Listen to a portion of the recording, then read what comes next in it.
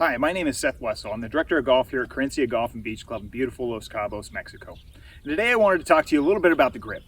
Now I know most of you have probably been playing for a while and you have your grip and it is what it is.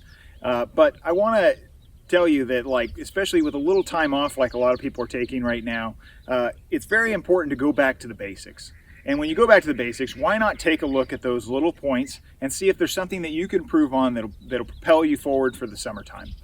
Jack Nicklaus, when he used to play and was playing at a very high level, they would take 2 or 3 months off during the winter. I know the PGA Tour doesn't do that so much anymore. And Jack would go down to Florida to his coach, and he would go start over like I'm a beginning golfer, and they would go right through the basics. Now, of course, Jack being Jack, they'd move through the basics pretty quick, but they would go right through the basics, and one of them was grip.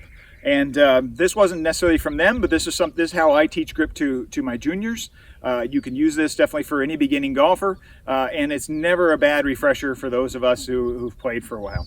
And what I'm going to do is, I'm a right-handed player, so I'm going to take a right-handed club, obviously, and show you the grip. So left-handed players, you'll have to switch this around, so I apologize. And what I'm going to do is I'm going to grab the grip with my right hand, with my dominant hand, so left hand would be left hand, and I'm going to take the toe of the club. This is a 9-iron, and I'm going to go ahead and I'm going to point it at my forehead. So I'm looking right at it. I can see right down the lines. That's great. I'm going to raise it up, and I'm going to put my left hand on it, and I'm going to grip it down in the fingers. Now keep in mind, this is like a hammer. I'm trying to grip it like I would a hammer. Now I don't hammer left-handed. I'm a right-handed guy. I hammer right-handed, and I know we're all carpenters out there, so this is a very common thing. But I'm going to grip it in the fingers, and I'm going to have my thumb sucked up a little bit. I'm not going to allow the thumb to grow long, and I'm not going to allow that club to rest in my palm. It's going to rest more in my fingers, and that gives me a lot of control. Hey, when we're at the top of that backswing, there's a lot of tension on that thumb and on those fingers. And one of the big problems we see sometimes, especially people coming back from some layoff, is what we call a regrip, where they let those fingers kind of float, and that club wobbles around in that palm. So we want to start with a really firm grip here. And if you grip it this way, you don't have to grip it tight. It's already firm. So you already have a lot of control.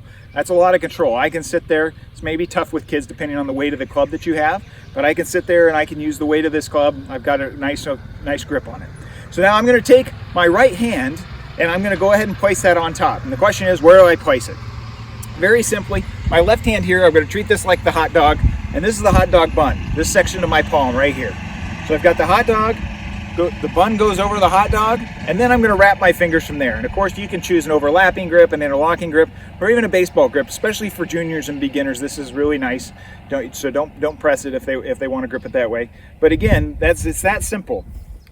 Club, I'm grabbing it with my right hand, right at my forehead. I'm going to go ahead and I'm going to grip it like a hammer. Thumb is down the shaft. I feel really strong about that. I'm going to go ahead, I'm going to lay that hot dog in the hot dog bun. I'm going to wrap my hands around, and here I go. And if you look as we drop down, grip, nice, right? My palms are facing each other, back of the hands. Why do we want the palms facing each other? We want the palms facing each other because that's what's going to happen naturally. Unless I'm a Neanderthal, when I stand here and I just let my arms dangle, my palms face each other. That's a natural position. So if you get in a position where you've got the back of your hand towards the sky, or the palm of your right hand towards the sky, or vice versa, your hands want to return to this natural position. Now, obviously, if you have some sort of ailment or some sort of issue, shoulder issues, or that can change that. So definitely watch out. But one of the best things you can do is just go stand in front of the mirror, get in the golf position, and go ahead and let those arms dangle. Where are your hands at? That's where your hands naturally want to be as they swing through. If you want to square up the ball, keeping a good grip and a grip that's natural to you is going to be super important. So I admonish you to go ahead and work on this a little bit, especially as you're probably coming back to the game right now, and spend just a little time on it and make sure it feels natural, and then go talk to your PGA Pro about it. All you got to do is walk in, say, hey, this is the grip I'm using today. What do you think? And you can have a discussion about where you're coming from and where you're going to. But it's very, very important. There's only 2 connections in the ground in the golf swing, really. There's hands to grip, feet to ground. And those are 2 of the primary things that in the golf swing. If there's something that you're doing inappropriately with either of those, you're going to have real trouble out here. So again, spend a little time on the basics as you're coming back into this game and enjoy yourselves out there. Keep in mind, a little bit of information can make all the difference in your game.